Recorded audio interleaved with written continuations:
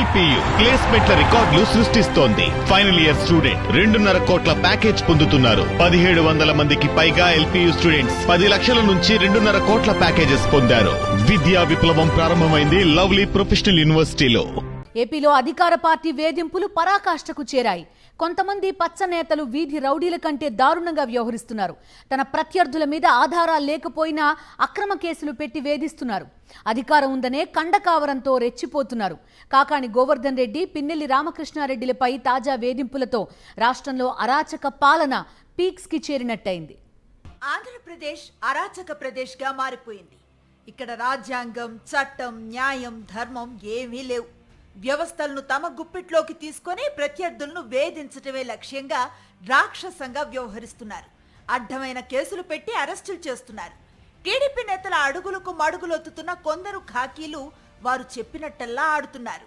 తాజాగా మాజీ మంత్రి, వైఎస్ఆర్సీపీ నెల్లూరు జిల్లా అధ్యక్షుడు కాకాని గోవర్ధన్ రెడ్డి, పల్నాడు జిల్లా అధ్యక్షుడు పిన్నెల్లి రామకృష్ణారెడ్డిపై అక్రమ కేసులు పెట్టి వేధిస్తున్నారు. అందులో భాగంగానే అక్రమ మైనింగ్ కేసులో A4గా చేర్చారు.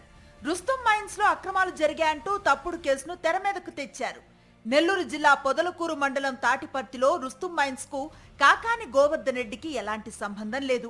అయితే గోవర్ధన్ రెడ్డి అనుచరులు దాన్ని నిర్వహించారని, కాకాని సహకారంతోనే మైన్స్ లో అక్రమాలు జరిగాయంటూ పోలీసులు తప్పుడు కేసును పెట్టారు. నిజానికి రుస్తుం మైన్స్ లో అక్రమాలేవీ లేవని గతంలోనే మైనింగ్ శాఖ విచారణలో తేలింది.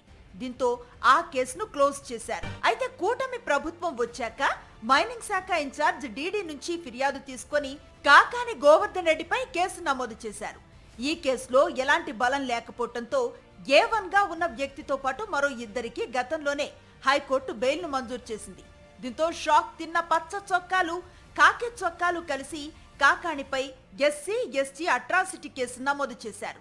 దీన్ని అడ్డం పెట్టుకుని కేరళలో కాకానిని అరెస్ట్ చేసి తీసుకువచ్చారు. మరోవైపు పల్నాడు జిల్లా వైఎస్ఆర్సీపీ అధ్యక్షుడు పిన్నెల్లి రామకృష్ణారెడ్డిపై మరో దారుణమైన కేసు నమోదు చేశారు. 2 రోజుల క్రితం పల్నాడు జిల్లా వెల్దుర్తి మండలం గుండ్లపాడలో టీడీపీ నేతల మధ్య జరిగిన ఆధిపత్య పోరులో జవిశెట్టి వెంకటేశ్వర్లు, ఆయన తమ్ముడు కోటేశ్వరరావు హత్యకు గురయ్యారు. టీడీపీలో మరో వర్గమే ఈ హత్యలు చేసినట్లుగా పల్నాడు జిల్లా ఎస్పీ శ్రీనివాసరావు సైతం ప్రకటించారు. హత్యకు గురైన వారి సొంత అల్లుడు తోట ఆంజనేయులు సైతం ఇదే విషయాన్ని చెప్పాడు. హత్యలు జరిగిన సమయంలో ఆయన అక్కడే ఉన్నాడు. అయితే ఈ కేసును స్థానిక టీడీపీ ఎమ్మెల్యే జూలకంటి బ్రహ్మారెడ్డి మార్చేశారు. ఆయనకు ప్రత్యర్థిగా ఉన్న పిన్నెల్లి రామకృష్ణారెడ్డి, ఆయన తమ్ముడు వెంకట్రామరెడ్డి ప్రోద్బలంతోనే జంట హత్యలు జరిగాయని కేసు నమోదు చేయించారు. హత్య సమయంలో టీడీపీ కార్యకర్తలు వాడిన కారు కూడా సంఘటనా స్థలంలోనే ఉంది. కారు ముందు టైరు పగిలిపోవడంతో దాన్ని అక్కడే వదిలేసి హంతకులు పారిపోయారు. సంఘటనా స్థలంలో ఇన్ని ఆధారాలు దొరికినా, ప్రత్యక్ష సాక్షులు చెప్పినా కూడా రెడ్ బుక్ రాజ్యాంగాన్ని అమలు చేశారు. ప్రత్యక్ష సాక్షి ఆంజనేయులు, ఎస్పీ శ్రీనివాస్ చెప్పిన మాటలకు కూడా విలువ లేకుండా పోయింది. హత్యలు ఎవరు చేశారు, ఎందుకు చేశారో జిల్లా పోలీస్ అధికారి ప్రత్యక్ష సాక్షి చెప్పిన తర్వాత కూడా ఆ కేసును వైఎస్ఆర్సీపీ నేతలపైకి మళ్లించడం అంటే రాష్ట్రంలో రెడ్ బుక్ రాజ్యాంగం ఎంత దారుణంగా అమలవుతుందో చెప్పడానికి ఇంతకంటే నిదర్శనం అవసరం లేదు. అదేవిధంగా ఒక సిల్లీ కేసును అట్రాసిటీ కేసుగా మార్చి కాకాని గోవర్ధన్ రెడ్డిని అరెస్ట్ చేశారు.